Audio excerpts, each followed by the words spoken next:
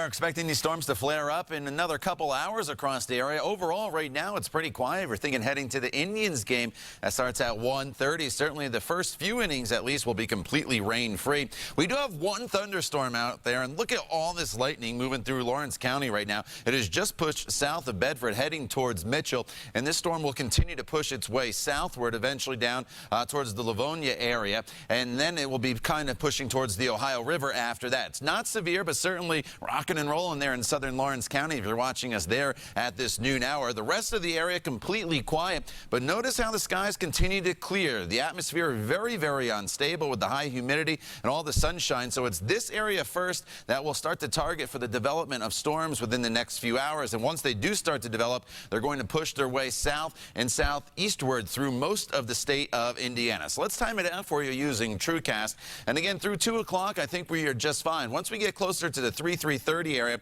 hour, notice how the storms start to flare up on the western side of the state. Then they kind of explode during the peak heating of the day by the time we get to 4 or 5 o'clock in the afternoon. But I think they're just going to be isolated storms as far as the severe potential of the storms. I think a lot of us get into a lot of heavy rainfall with these tropical-like downpours as these storms move through. And I am expecting a few severe thunderstorm warnings. I just don't think they're going to be super widespread. You need winds over 58 miles per hour or large hail for a warning to be issued for a thunderstorm, and certainly that's a possibility in isolated areas. But I think the overall big concern will be localized flooding with these storms as they start to move through. By 6, 7 o'clock, they're pushing out of the area, but certainly the evening commute could be a tough one for some of you as these storms start to make their way through the area. So our greatest threats today, again, will be wind and hail. Certainly localized flooding will be a possibility as well throughout the course of the afternoon. This atmosphere has a tremendous amount of moisture in it, and we're going to start to wring that out as these storms move through.